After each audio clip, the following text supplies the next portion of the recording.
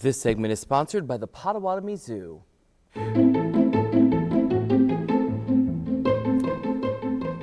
Well, giant anteaters are native to Central and South America. They live in grasslands, rainforests, and forests, savannas, and swamps. But you can see them right here in South Bend at the Potawatomi Zoo, and I was able to go behind the scenes and very much up close with the giant anteater. Take a look.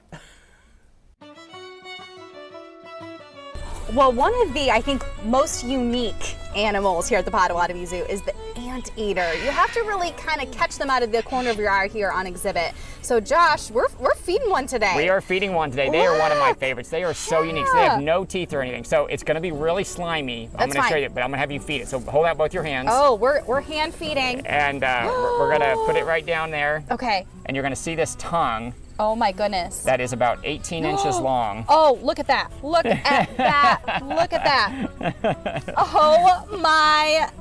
It's a little slimy, Josh. It is, but it is so cool. That slime will go into a termite mound. The termites stick to it. All the dirt go into their mouth, and I've seen them. They'll spit out a mud ball. They like literally siphon out the insects from the mud and spit them out. So I'll try to see. Let's see if in this bowl if we show them how long. Well, we talk about just the unique design, really, of each animal. So it doesn't have teeth, but it doesn't really need it. It doesn't really need it because it's got some claws like you would not believe. So when they stand up, these claws that dig into these termite mounds, that's what they protect predators with.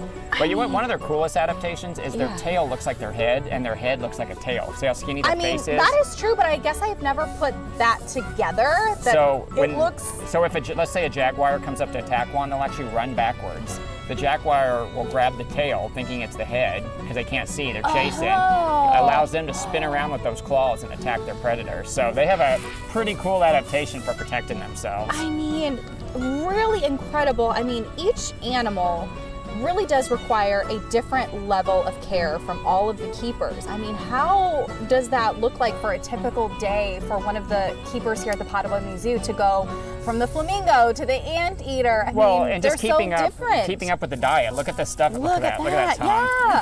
Yeah. Oh my. This tongue, I mean, just this food alone. So this food is made for animals that eat ants. Look, it's a tiny little pellet. So just keeping up on the diets and everything, they can do. So we have standard operational procedures for all the animals. The keepers know what temperatures their guidelines are, when can they go out, when they can have to stay in.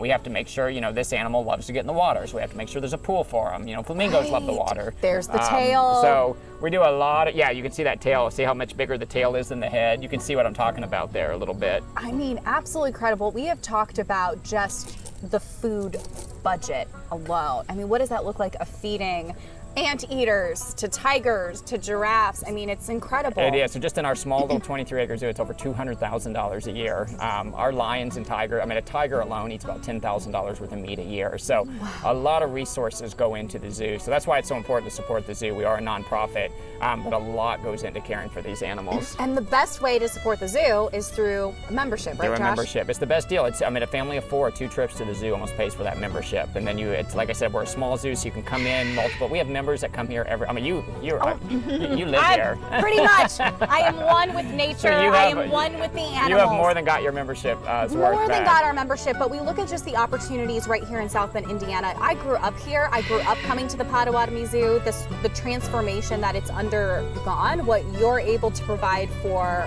my daughter.